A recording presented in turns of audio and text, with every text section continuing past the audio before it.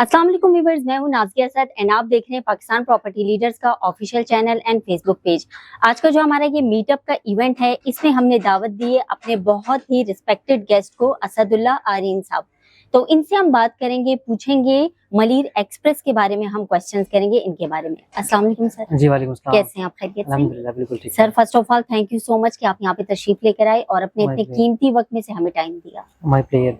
अच्छा सर, सबसे पहले तो आपसे ये क्वेश्चन है कि ये जो मलीर एक्सप्रेस पे मैंने देखा आपने बहुत सारी वीडियोस बनाई हैं सोशल मीडिया पे, तो ये आपको एक्चुअल में आइडिया आया कैसे कि मैं इस पे वीडियोस बनाऊं? देखिए, इसका एक क्रेडिट अदनान भी हो जाता है। अच्छा। उसकी रीजन ये कि मेरा जो अपना एजुकेशनल बैकग्राउंड है वो सोशियोलॉजी के अंदर है, और हम जो सोशियोलॉजी में हम लोग ये मोस्टली रिसर्च के ऊपर हम लोग काम करते थे कि डिफरेंट कोई भी टॉपिक्स उठाकर उसके ऊपर आपको पूरी रिसर्च आपको करनी है, उसके बारे में पूरी इन्फॉर्मेशन जो कलेक्ट करनी है। तो अदनान भाई को इस चीज़ के बारे में मालूम था। तो जब मैं मैंने स्टार्ट अपना पाकिस्तान प्रॉपर्टी लीडर से किया था, मेरा अपना पहला हाउस जो है वो PPL था। तो तब अदनान भाई ने मुझे ये काम जिम्मे लगाया कि आपने मलीर एक्सप्रेस पे यहाँ पर एक बन रहा है, तो उसके ऊपर आपने रिसर्च भी करनी है और उसके ऊपर जाकर आपने वीडियो भी बनानी है। अच्छा, उन्होंने आपको ये आइडिया? उन्होंने मुझे जो डायरेक्शन दी, तो बस उनके उन्होंने मलीर एक्सप्रेस बताने की देर थी, मैंने पूरी रिसर्च उसके ऊपर कर ली कि कहाँ से आ रहा है, क्या क्या इसकी डिटेल्स हैं। फिर लोकेशन वगैरह देखकर अपने कैमरामैन को मैंने साथ लिया और वहाँ लोकेशन पे जाकर मैंने सबसे पहली वीडियो जो है वो शायद मैंने 2022 के स्टार्ट के अंदर मैंने बनाई थी मलीर एक्सप्रेस वे के ऊपर। वहाँ से फिर सिलसिला जो स्टार्ट हुआ, फिर लोगों ने फॉलोअप करना शुरू कर दिया कि आप कहाँ तक अपडेट पहुंची है। फिर उनको अपडेट देने के लिए मैं कई दफा वहाँ पर गया साइट पे जाकर। जो फेज 2 है उसकी भी मैंने वीडियोस बनाई। फेज 1 जो शाह फैसल है, कायदाबाद है, वहाँ पर भी मैंने काफी वीडियोस इसकी भी। अच्छा, बकायदा आप साइट पे गए और बनाए? प्रॉपर साइट के ऊपर जाकर मैंने बहुत वीडियोस है, मैंने फिर वो रिकॉर्ड की उस पे। अच्छा, मजलिस में तो बड़ी मेहनत लगी होगी आई थिंक, क्योंकि वहाँ आना जाना और ये सब कुछ मैनेज करना, it's not too easy.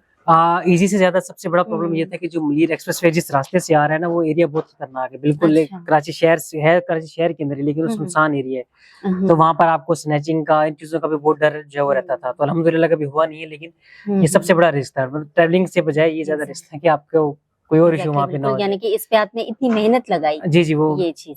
Ji sir. अच्छा, नेक्स्ट क्वेश्चन मेरा ये होगा कि वैसे ही मलीर एक्सप्रेस का बहरिया को एक्चुअल में क्या फायदा है? क्या इससे बहरिया की जो प्रॉपर्टी है वो रेज होगी, कुछ ऐसा होगा? देखिए, मलीर एक्सप्रेस वे का जो एंडिंग पॉइंट है, लोगों को ये लग रहा है कि ये मेन तो ये DHA से निकल रहा है, तो DHA से लेकर DHA सिटी को इसका शायद बहुत ज्यादा बेनिफिट होगा। लेकिन बहुत सारे लोग ये नहीं जानते कि मलीर एक्सप्रेस वे का जो एंडिंग पॉइंट है, काठौर ब्रिज, वो बहरिया टाउन कराची से सिर्फ 1.5 किलोमीटर, 1.5 किलोमीटर की ड्राइव के ऊपर है। अगर आप DHA सिटी का वहां से काठौर ब्रिज से अगर आप डिस्टेंस देखें तो तकरीबन 10 किलोमीटर उनको मजीद आगे बढ़ता है।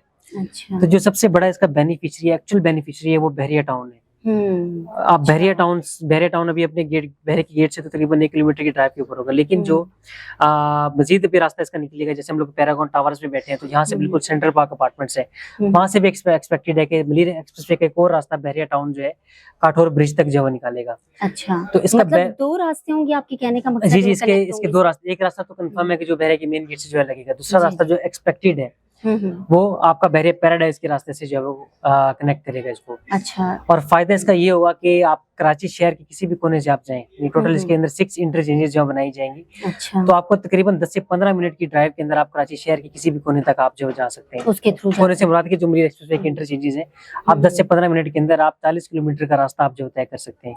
अच्छा। तो अभी जो सबसे बड़ा लोगों को प्रॉब्लम लगता है, लोग बहरिया टाउन में शिफ्ट होना चाहते हैं, लेकिन वो डिस्टेंस की वजह से और पेट्रोल की कॉस्ट की वजह से जो शिफ्ट नहीं हो पाते। उससे वो डिस्टेंस लेस हो जाएगा। डिस्टेंस लेस हो जाएगा। फिर आपका अभी जो लोग सोराब बोट वाली साइड से बहरिया टाउन की तरफ आते हैं, तो रोज ट्रैफिक के अंदर जो फंसे होते हैं, ये भी एक सबसे बड़ा जो मसला है। लेकिन मलीर एक्सप्रेसवे जब बनेगा तो उनको किसी भी किस्म के ट्रैफिक के अंदर जो नहीं फंसेंगे। नॉन स्टॉप जो कॉरिडोर है, सिग्नल फ्री आपका जो है एक्सप्रेसवे जब वो बनेगा, तो इससे लोगों को बड़ा बेनिफिट होगा। और जो बहरिया टाउन है, ये एक्चुअल में कराची का पार्ट जो है फिर वो बन जाएगा। बिल्कुल। अच्छा सर, ये बताइएगा कि अभी जैसे प्रॉपर्टी रेज होती जा रही है, मतलब कुछ लोग तो उसे वो कर लेते हैं कि जी वो रेज हो रही है, सम टाइम वो कहते हैं नहीं ये रेज नहीं हो रही है, तो इसका क्या हुआ है? मतलब लोग भी डबल माइंडेड है, वो कहते हैं जी रेज हो रही है प्रॉपर्टी, फिर वो एकदम से कहते हैं नहीं रेज नहीं हो रही है प्रॉपर्टी, तो इसका क्या एक वो है? देखिए मैडम, पिछले 2 साल से रियल एस्टेट की मार्केट जो डाउन थी।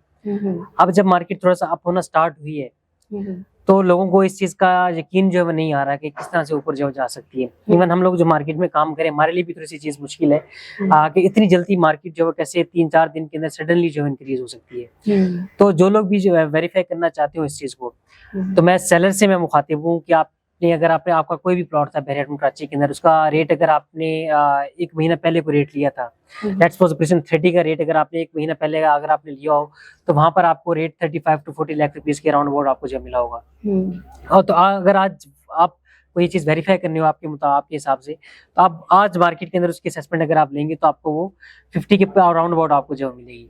अच्छा। प्रेजेंट 30 जो कि बिल्कुल एक लास्ट प्रेजेंट 31 के साथ गेट से तकरीबन कोई 17 to 18 किलोमीटर दूर है, उसके अंदर भी रेट के अंदर 10-10 लाख रुपए इंक्रीज जब आ चुके हैं। इसी तरीके से 125 स्क्वायर यार्ड के भी जो प्लॉट्स हैं उसके अंदर भी इसी तरह से इंक्रीमेंट जो देखने को मिला है। तो ऐसा नहीं है कि अगर आप परचेज करने के लिए आ रहे हैं तो आपको रेट्स हैं वो 10 लाख रुपए महंगे करके बताए जा रहे हैं, 10 से 15 लाख रुपए। अगर आप सेलर भी हैं तो हम तो कहते हैं कि मार्केट के अंदर आप आए, आपके जो प्लॉट्स उसकी असेसमेंट आप लें, आपको खुद ही आपको अंदाजा हो जाएगा कि मार्केट एक्चुअल में इंक्रीज हुई है नहीं हुई। अच्छा ठीक है सर, ये आपका बहुत जबरदस्त आंसर था। अच्छा सर, ये मलिर एक्सप्रेस का ये बताइए कि एक्चुअल में स्टार्ट कब हुआ है? जैसे अभी आपने बात की इसके बारे में कि 2022 में एग्जैक्टली आपने वीडियोस कुछ बनाना स्टार्ट की, तो एक्चुअल में ये इस पे काम स्टार्ट कब हुआ था? ये इसके ऊपर काम जो गालिबन 2020 के अंदर जो स्टार्ट हुआ था, 2020 का लास्ट इनके टाइम था जब ये काम इसका स्टार्ट हुआ था। मैंने वीडियो 2022 के स्टार्ट में मैंने बनाई थी, लेकिन उस टाइम जो वो तामीर उसकी कंस्ट्रक्शन जो स्टार्ट हो गई थी। और मजीद ये अगर आप इसकी मजीद डिटेल्स के हवाले से अगर आप पूछें कि इनका स्टार्ट ये कहाँ से हो रहा है, तो जाम सादिक ब्रिज से जो ये स्टार्ट हो रहा है। अच्छा। स्टार्टिंग डेट मैंने आपको बता दी, जो स्टार्ट है इसको जाम सादिक ब्रिज से स्टार्ट हो रहा है, फिर उसके बाद ईवीएम कॉजवे के ऊपर इसका इंटरचेंज है, फिर इसके बाद शाह फैसल के ऊपर है, फिर कायदाबाद के ऊपर। ये फेज 1 इसका जो यहाँ तक वो कंप्लीट हो जाएगा। इसके बाद जो अगला फेज है जो कि अभी अंडर कंस्ट्रक्शन है, फेज 1 के ऊपर तो 90% काम आप कह लें कि कंप्लीट हो चुके हैं। तो बाकी जो अंडर कंस्ट्रक्शन इसका जो फेज है वो फेज 2 है। अच्छा। जो कि कायदाबाद से स्टार्ट होकर काठौर ब्रिज तक जो आएगा। तो उसके ऊपर मेन जो बहरिया को भी बेनिफिट होगा वो फेज 2 से होगा। फेज 1 से ऐसा कोई बहरिया को बेनिफिट कनेक्शन नहीं होगी। ऐसा वो शहर के अंदर। सर आपने वैसे 2 फेजेस का बताया कि टच हो रहे हैं, एक का आपने 1.5 किलोमीटर का डिस्टेंस आई थिंक बताया, तो दूसरे का कितना डिस्टेंस होगा? क्या क्या चीज सेम होगी? नहीं, टोटल जो इसकी लेंथ है ना तकरीबन वो 39 किलोमीटर की है। इसका जो फेज 1 है वो तकरीबन कोई 15 to 20 किलोमीटर उसका डिस्टेंस है, जो कि आपका जाम सादिक ब्रिज से स्टार्ट होकर कायदाबाद तक आ रहा है। अच्छा। फिर बाकी जो डिस्टेंस है वो सारा का सारा वो कायदाबाद से ऑनवर्ड्स काठौर तक है, जो कि आप कह लें कि लंबा थोड़ा सा पैच भी है और उसका डिस्टेंस जो है ज्यादा है। अच्छा, ये बड़ी जबरदस्त खुशाइन बात है कि ये मतलब बन रहा है। बहरिया के लिए भी एक अच्छी बात है और सिटी की अगर हम बात करें तो उसके लिए भी अच्छी बात है। हाँ, मेन बेनिफिशियरीज का जो कराची शहर है, कराची शहर के लिए बनाया जा रहा है, बहरिया के लिए नहीं बनाया जा रहा। अच्छा, क्योंकि ये कराची मास्टर प्लान का ये हिस्सा था। अच्छा। और मेन इसका जो पर्पस है वो पोर्ट की ट्रैफिक को डाइवर्ट करना है, ना कि किसी M9 मोटरवे की सोसाइटी को डाइवर्ट करना है। अब ये बहरिया टाउन की गुड लक है, आप खुशकिस्मती कह लें कि यहाँ से जब वो करीब पड़ रहा है, तो बहरिया को मेन बेनिफिट इसका जब होने वाला है। अच्छा, तो सर जाहिर सी बात है बनाने वालों ने जब ये प्लान किया होगा तो उनके माइंड में बहरिया नहीं होगा, सिर्फ सिटी को सोच रहे होंगे। ये तो बहरिया की अपनी एक वो है कि वो उसके बीच में आ गया है कि कम डिस्टेंस है तो वो अटैच हो रहा है। हाँ, इसके हवाले से मैं बिल्कुल इसके हवाले से मैं आपको बताऊं कि बेनजीर भुट्टो साहब का बेनजीर भुट्टो साहिबा का जो ये दौर था, जब सेकंड टाइम वो प्राइम मिनिस्टर बनी थी, उस टाइम ये प्रोजेक्ट प्रपोज हुआ था। अब बहरिया टाउन तो ये 2013 और 14 के अंदर यहाँ पर है। ये कराची मास्टर प्लान का ये हिस्सा है, एग्जीक्यूशन इसकी अब हुई है, अदरवाइज ये पहले से ही इसका हिस्सा था। अच्छा, चलिए सर शुक्रिया बहुत बहुत, आपने हमें टाइम दिया और तमाम क्वेश्चंस के आंसर बहुत अच्छे से दिए।